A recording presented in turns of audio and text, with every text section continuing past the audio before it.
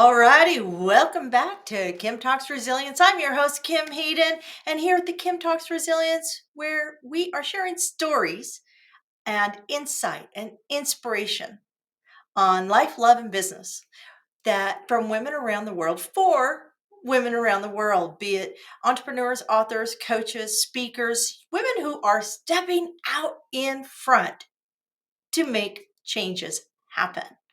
So we all know you got to be in a good frame of mind in order to get things going, in order to make things happen. And our guest today, well, she's all about, creating that happiness, finding that space within, building your happiness, right? Because nobody's going to come and save you. Nobody's going to do it for you. We've got to do it ourselves. So we're going to dive into that today.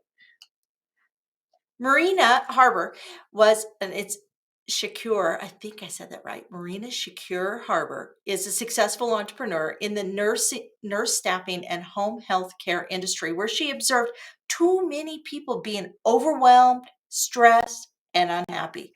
That's why she decided to follow her own calling to become a life coach, motivational speaker, and author. She wrote a book, Dream a Better Dream, and released an Amazon best-selling book, Your GPS to Happiness, in August of 2022, for which she has received a 5-star review from readers' favorite. She is known as the happiness guru and works with people to seek change who change because their lives broke down and now they need clarity, direction, and guidance to break through to their new purpose so that they can find meaning, fulfillment, and success, but above all, happiness. So let's get Marina in here and let's just dive right in. I'm super excited. All righty, Marina, you're down in the warmth of Florida. I'm here in the snow drifts of Calgary. But how are you today? Wonderful. Now that I'm on with you, I'm even better than before. Thank you, Kim. Good answer. I like that answer. You know what? We're just going to dive right into the meat. People always want to know who you are, because this will help us understand why you're on the journey you're on. So share with us, Marina, who are you? Well, it's a strange answer that I'm going to give you. I am a mutt. I Oh, was born, I was born in Iran. My father was half German, half Iranian. My mother was Dutch.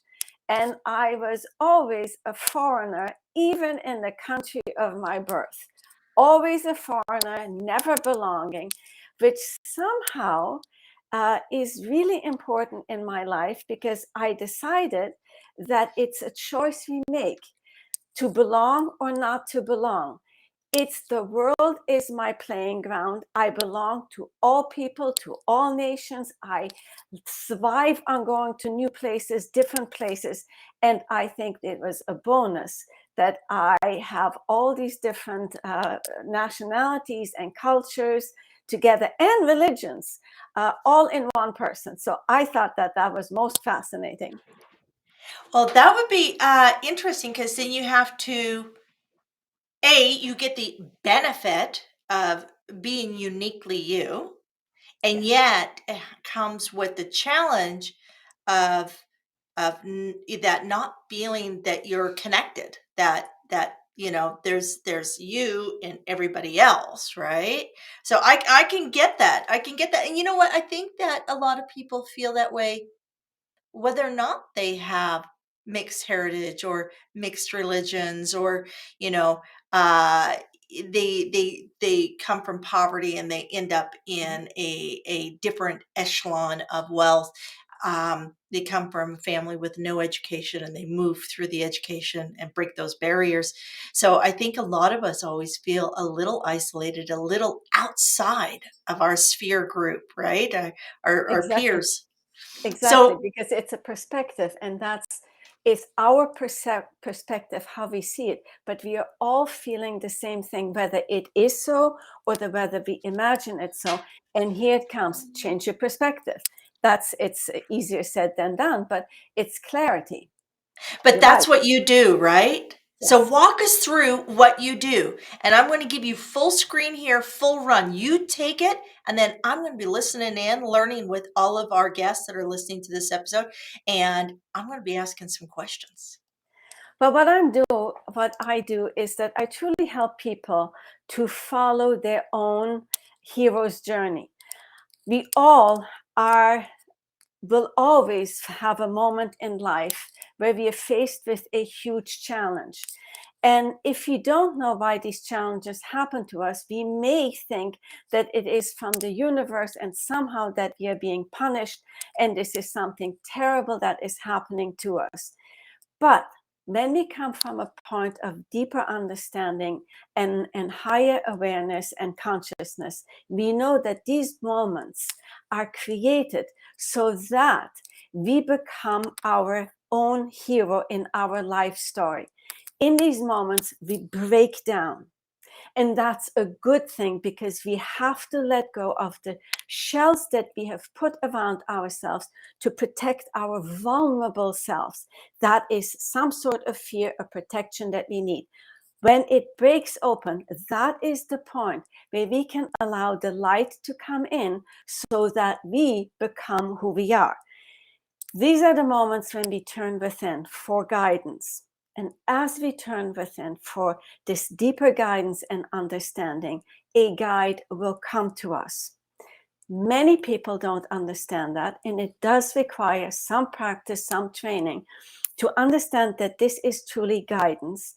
And it may show up in a physical person, it may show up in an event, it may show up by some coincidences.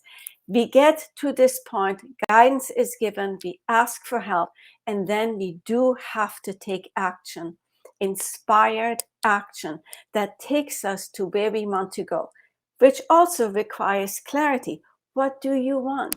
Most people are very clear as to what they don't want, really, really clear.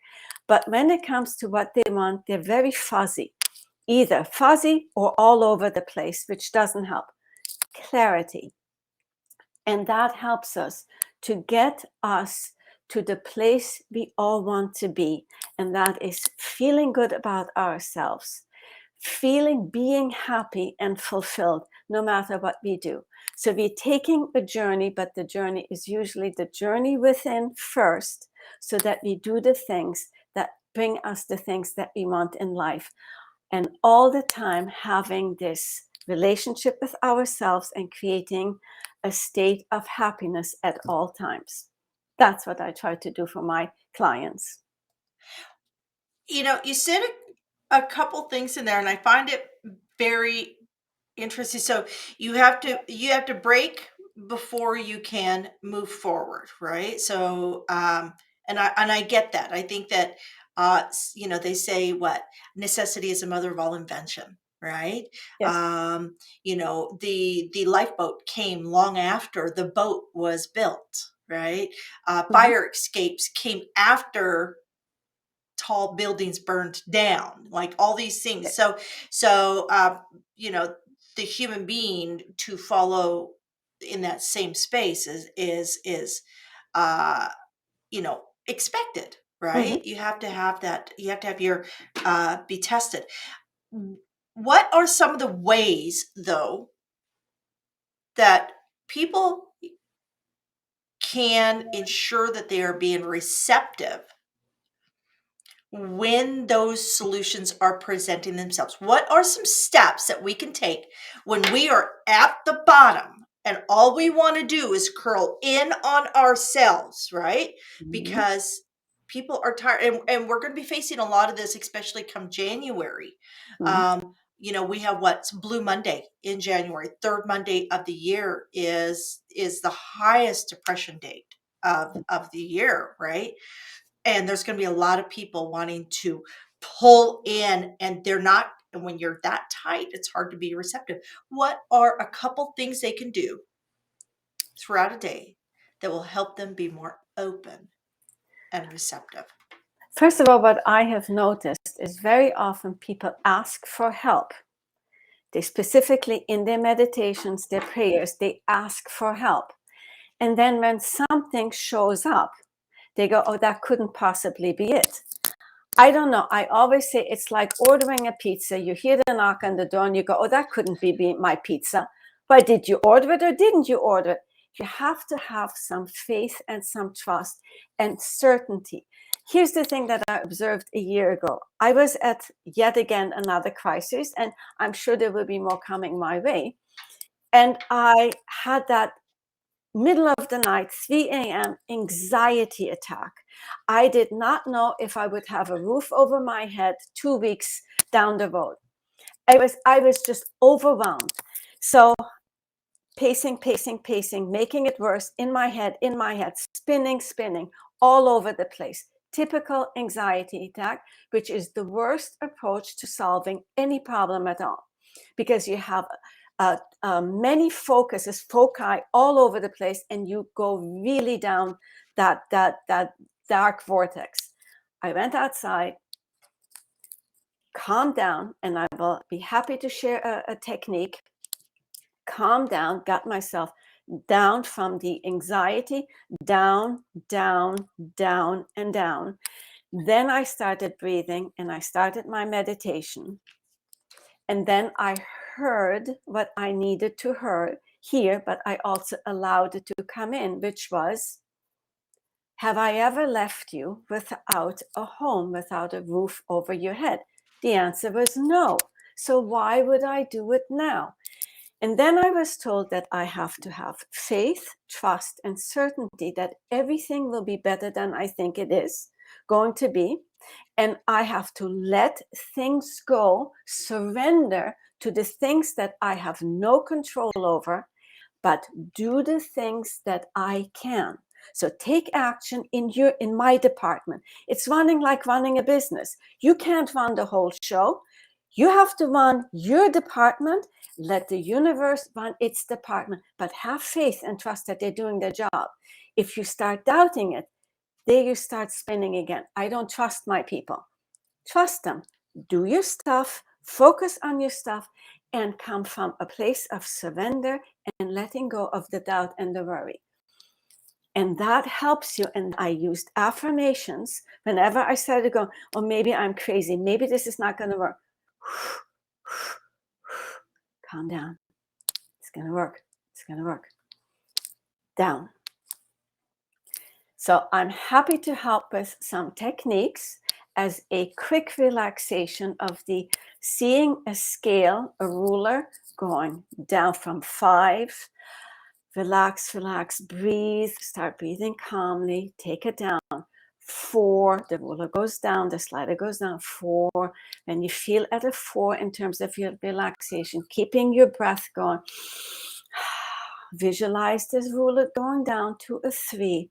Calm, calm, going down to a 2 and to a 1. And now remember that, hold that place in your mind, how good that felt. Pinch your fingers, and then you can go from 1 to 5 again, and you feel refreshed. And whenever you start feeling anxious, this is your anchor. Pinch your finger and your thumb and index finger together to remind you of the state of relaxation, and go there. I love how you said, "Have I ever left you? Have I ever let you down? Have I," and that's I think that comes back to somebody said a quote to me the other day. It said, "Wherever you go, you take yourself with you." Right? So we are the one constant within our life, no matter what goes on. Um, I do think it's very cool to have a physical, either, pinching the fingers, having a touchstone, doing something that you can, sight, sound, scent, smell, right? Something Mhm. that affects that sensory intake of touch, right?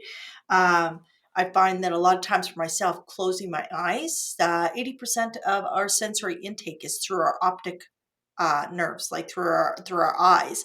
So being able to close your eyes, it actually heightens the sense on everything else. So when you're talking about that, touching those fingers, you feel them more when your eyes are closed than when your eyes are open. And that's just the way the brain interprets all the information coming in. Um, with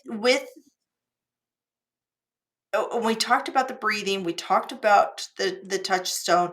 We what about um, how to put yourself into spaces? So let me reframe this a little. When we start spiraling down, Mhm, and a lot of people right now, the media is recession looming, things are going to mhm, get bad, da da da da da. mhm, There's all this stuff going on.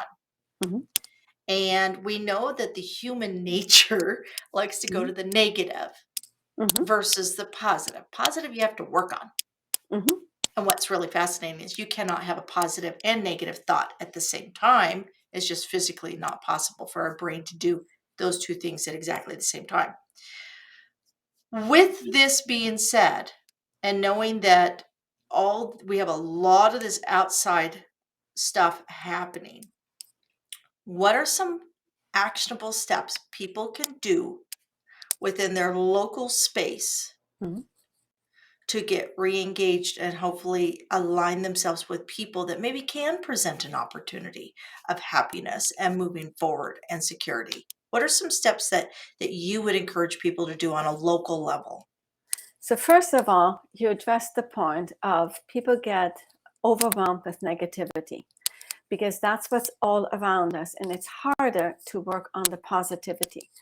I would suggest when you start feeling this worry and anxiety and the doubt and the fear coming up, look at it for what it is. Go back in time and think back of a year back and try to remember the things that you worried about then and try to see if they came true. Did they materialize? Did they manifest?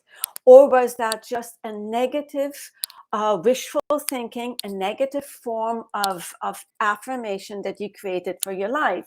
And that affected you on no on truly on your energy, on feeling and becoming negative yourself. So think of it this way. Most of the thoughts that we have are negative. The first thing that I would do is, in order to help you to let go, assess first your thoughts where you are. How negative are you? Start making a list in your journal or what have you, piece of paper, the negative thoughts that you have. Take inventory. If you're really very dark, I would suggest turn off the TV, stop the TV, stop social media, stop the things that create further anxiety and fear and worry in you. Stop watching the news about the stock market, because if it upsets you, you really have no control over it. You really don't.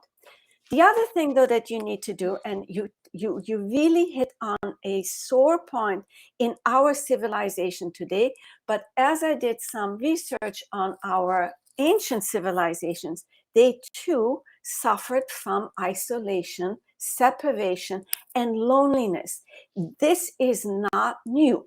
It is just heightened by in our moment right now because we had COVID. We were secluded for our best interest, and yet it didn't serve us on a mental and emotional level. I have clients that have forgotten the habit of reconnecting with people. There becomes this fear, this discomfort.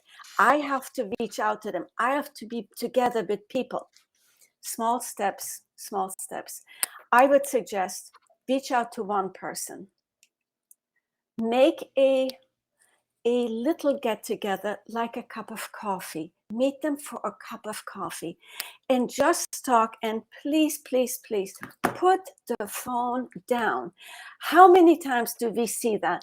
That we are together in a group and everybody is with their head in the phone. In that case, stay home, do your social media, and be more depressed. You're better off. Go with people. We need the human connection. Touch, hug, be vulnerable. In the end, I find that our thinking is so often so critical that we always think the other person thinks I'm needy because I need to see people. So great. You make the first step because we all need it. Let's just admit it. We need the human connection. We need togetherness, but we do have to make that first step to make it happen. Pick up the phone, start talking, really talking. And it's interesting that you brought up with the pandemic, we were all at home, and yet we were looking at people's social media. And social media is not real. It's not real. Um, I think that's why a lot of like these podcasts are getting so popular is that when you go into that little longer podcast, you get to really hear and see somebody engaging, and that's not you can't do a highlight reel. It's I don't edit, just so you know. By the way, Marina, I don't edit these. What we record is what people get. Um, but with social media, people are sitting watching other people's highlight reels going, "Oh, everybody's life is so much better than mine." And we see all of this, and yet, you'll see people who, for example, there is a Savannah. There's a Savannah that's a big social media gal for the younger generation, Mhm. much younger. Um, and her husband, this time last year, went through a whole, like, he went on suicide watch. Mhm. So, but, and she was at least open enough to share this on her social media. But how many people are we seeing their highlight reel? Yeah, you they know, don't. and we don't see any real behind it. There's Yeah, no yeah, REAL yeah. to their REEL, right? And that's what That's a good one. we really have to understand that Yeah, your REEL is your reel yeah, is to show your best frame. So it's why yeah, speakers have speakers reels and actors yeah. have actors reels, and our social media is our highlight reel. Right, exactly right. Highlight reel. Yeah, yeah. So so yeah, so then you know what? We're going to leave all of our guests today with two things. There's two things that Marina has shared, and I want to recap these. One, that measuring stick, that ruler of 5 4 3 2 1. Close your eyes, breathe actively, stair step yourself through that. 5, breathe, touch, create a touch point, connect with that physical connection within yourself, and de-escalate that, and then bring yourself back up. And I'm going to challenge everybody to reach out and do one coffee this week. One coffee this week in a human space, Mhm. not a Zoom call. One coffee this week. And if you do not have anybody to go have coffee with, I want you to go to a coffee shop, go to a local Starbucks, and I want you to put your phone away, and I want you to look up, look them in the eyes. Because when you make that contact and you smile, Yes. people will smile back, And or make they'll call the small talk. yes, they'll small talk, but Small talk. even just getting a real life smile from another Yes, human being actually can help feed the soul. absolutely. Hopefully Brilliant. they won't call the cops thinking you're stalking them, but depends No, on what side. people No. love it.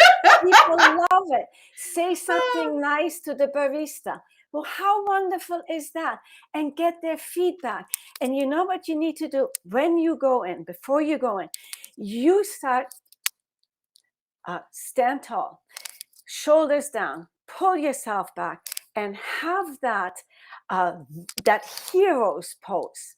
Go in confident, being good enough, and just beam out joy. And I tell you, you'll attract people to you like a magnet. You will feel great, whether you know someone or you don't. You will get to know people. I just had a client. She went alone to Freeport for a vacation.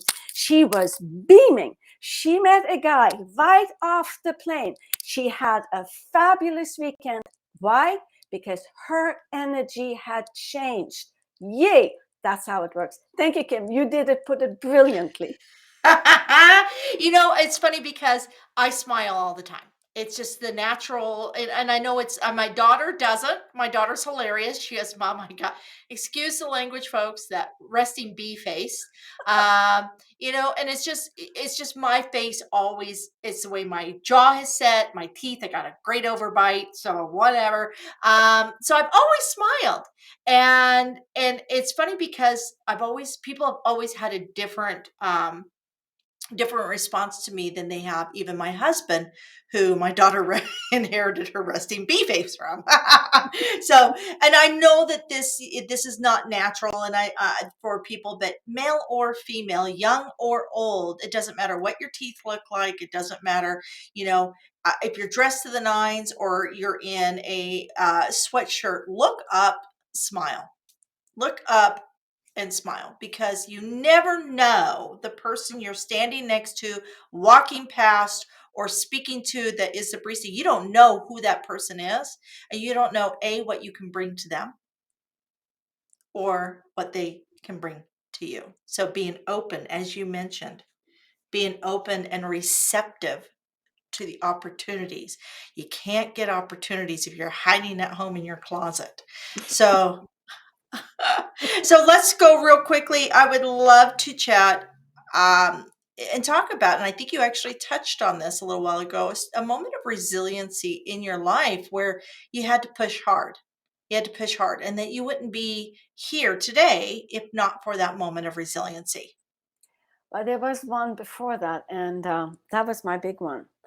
And what happened was my husband's business, we were a staffing business, as I said, he was in that business first. And he had a lot of IRS issues.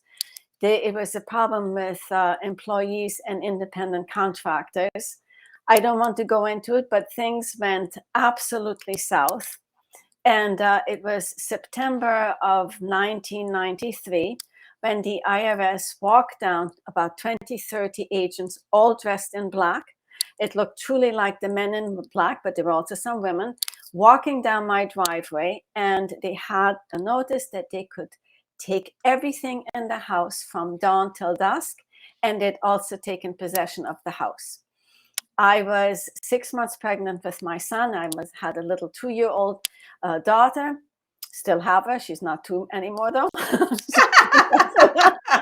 They grow up. I know, Marina. They grow up. So uh, I have to say that I freaked out. I panicked. I left the house. I was at least still calm enough to take the money that I had in my safe and my jewelry. I put it in the diaper bag, and they never checked the diaper bag. So I was good there.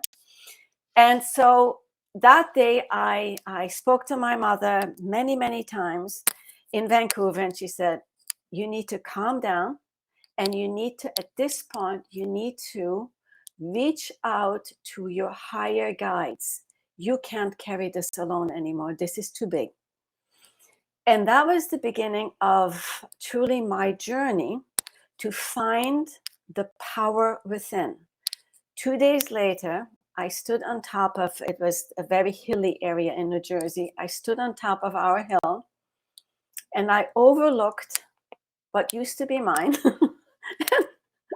I stood there like Scarlett O'Hara, and I said, "And I will never be down again, as God is my witness. I will never be down again like this." And it was a long journey. And what happened, though, that it opened me up to a different level of consciousness, the one within. Yes, I did my steps, I did my falling and failing again and again, until I went back into my husband's business and started again with complete disclosure, same name, same company, different ownership. And I declared that now all the nurses were employees. And it was challenging, but I put it out there, no hiding here. And I made it. I made it again, brought the business up. And then I needed to grow into a different direction. And the business started failing. And my heart broke.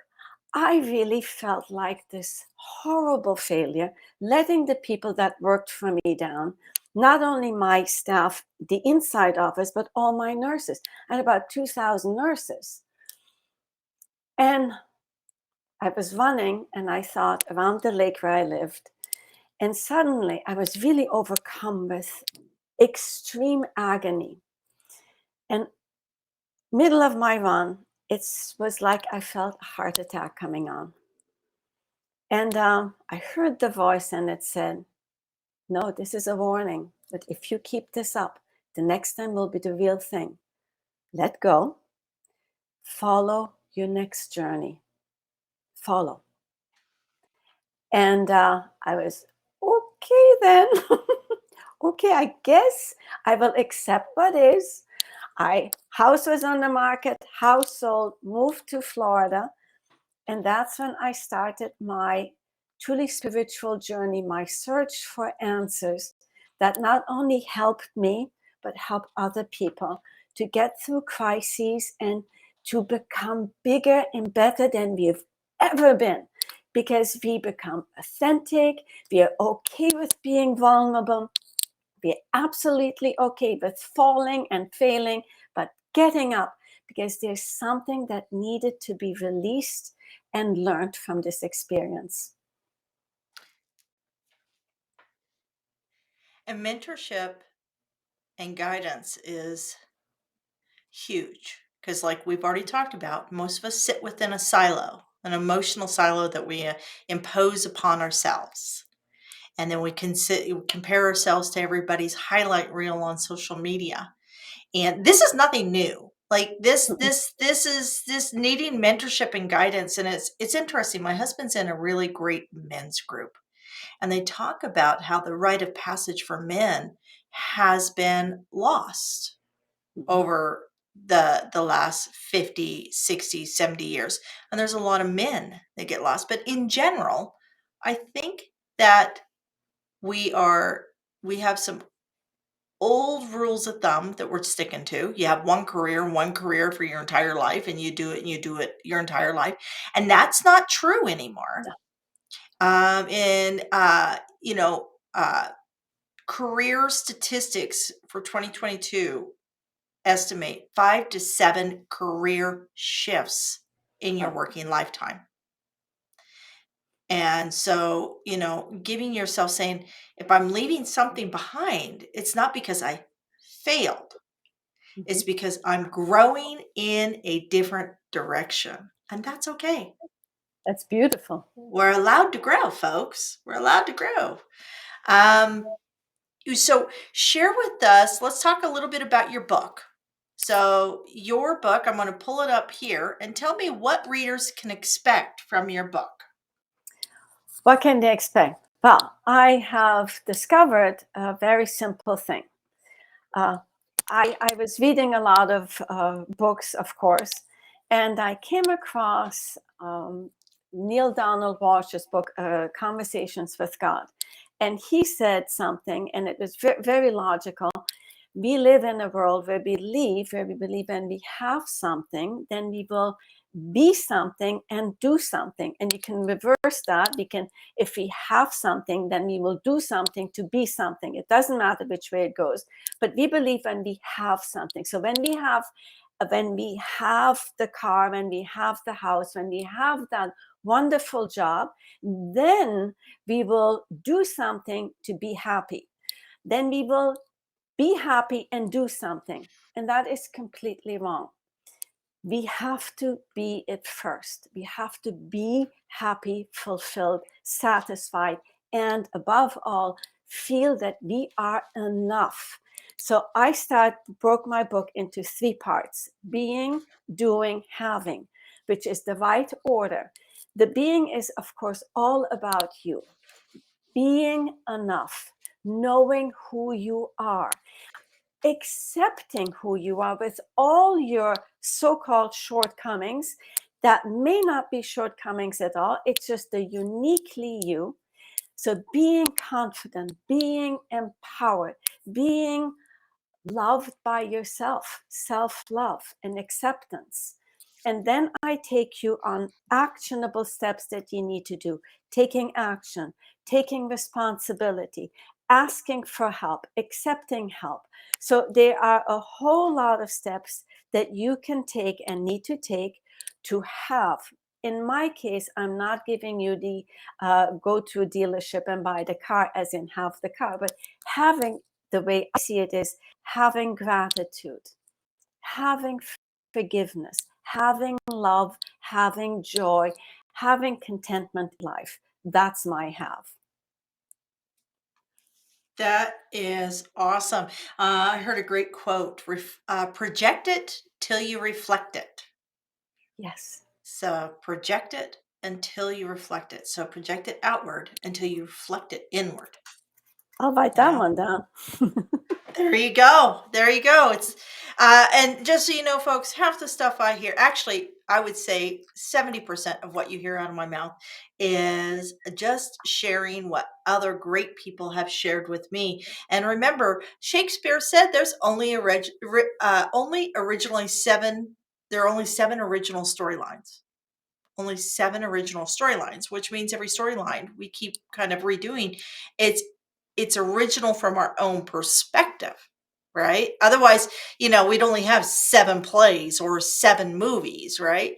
Mm. Um, and the reality is in those storylines where we tend throughout the course of our life to hit every parallel, right? It hit every story. We slaying the dragon and rags to riches or riches to rags. I mean, we go through it all, right? Um, it's definitely a life well lived if you've gone through it all. And staking our space on this earth is really important, because when you go, that's what you leave behind, right? Right. Um, Share with us your socials and how people can find you. They can find me. My website would be the easiest. That's ugps to happiness.com. Attached to it is dreamabetterdreamnow.com. So that's part of the whole page. So go to that one and just check it out. If they want to purchase the book, of course, I'm on Amazon and Barnes and Noble now. And yes, they can connect with me on LinkedIn, Marina Haber. And I'm on Facebook, either Dream a Better Dream Now or Marina Shakour Haber or Your GPS to Happiness. I mean, you'll find me. I get it. I get it. I'm a little bit of everywhere also. I always like to close these out with a quote. What is a quote that inspires you that you can share with us? It's one that I touched on the book, Your Conversations with God, written by Neil Donald Walsh, and but channeled by, he says, by God. So he has a quote in there, very simple. What you do for others, you do for yourself. What you do for yourself, you do for others. I find this so essential to follow because very often I find that when you touch on the subject of self love, it is confused with narcissism, selfish, egotism, that whole thing. No. If When you learn to love yourself, you fill your vessel, your heart, your being with love. You did this for yourself, but you're also doing it for others because you cannot give what you don't have. So fill yourself, become that light, become that love, and you will shine and you will give love to others. And that way it comes back to you. But more so, that way we lift others up from the negativity that we spoke of earlier. You change the energy of the world by doing that. From making yourself feel whole and loved, you're changing your external reality, your environment. Lift it up. It can't get better than that. Excellent. Oh, that's so good. That's so good. This is such a great talk. Very timely for the time of year we're coming into, and actually anytime. Anytime.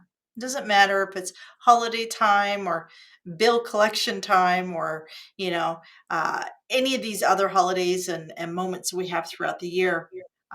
This is very important. Get your house in order, get you in order, be open and receptive. And if that pizza shows up, open the door. Doesn't matter if it has anchovies on it. Peel the anchovies off and eat the goodness and the cheese and the sauce and the crust. So, alrighty, folks, until next time. This is Kim Talks Resilience, and I am Kim Hayden, your host. I am a fellow author, coach, entrepreneur, speaker, and you know what? A woman just working to do her best. And if you ever feel that your resiliency is lagging, you know what? Listen and lean into our resilient community for amazing women like Marina share their insight and their wisdom. And you can go to resilientgift.com. That's resilientgift.com and totally free. You can get our monthly magazine, updates on who's doing what, where the different podcasts are. Oh, and even inside for free tickets to our women's virtual summits. So, no barriers here. Totally, totally open for you to join us here at our resilient community. Until next time, you know what? Be kind to yourself.